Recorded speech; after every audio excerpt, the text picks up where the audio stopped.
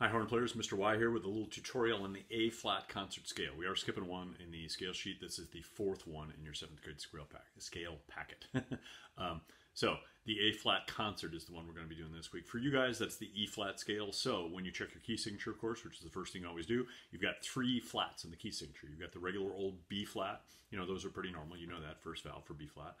You've got also an E flat. Now, E flat you do have at the bottom of the scale and at the top of the scale this time too, because it's the E flat scale. So that low E flat, remember, for second valve. The high E flat is also going to be second valve. It's the same valve, but just be careful that you're getting all the E's in. You've got a couple of low E's and a couple of high E's in both these scales we're doing today, number 1 and number 2. Okay, and then the third one in your key signature, of course, is the A flat.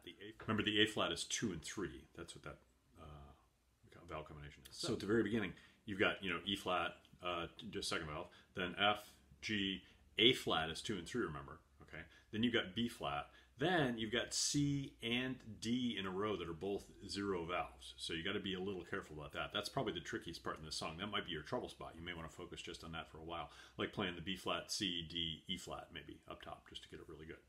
Just that would be the second half of the scale, kind of the second tetrachord, they call that, 4 notes in a scale.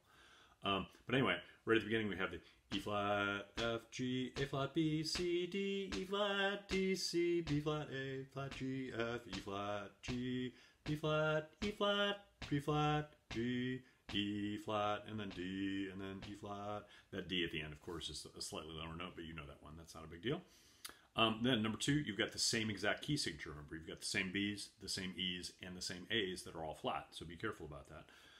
This one's in 6/8, so it's really just kind of like playing triplets all the way through. You've got 1, 2, 3, 4, 5, 6, 1, 2, 3, 4, 5, 6, 1, 2, 3, 4, 5, 6, 1, 2, 3, 4, 5, 6 at the very end.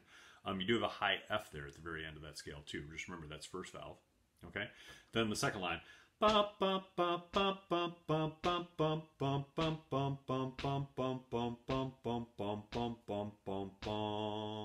then that same low D down at the end too. Okay, nothing really too tricky here.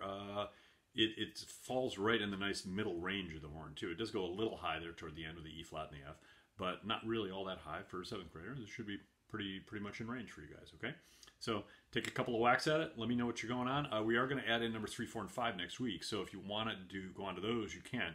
But you really should have a good foundation on number 1 and 2 before you go on to those other ones. Remember the B flats, the E flats, and the A flats. That's the really important thing, of course. Always, always, always check your key signature. Okay? Good luck with it. Thanks.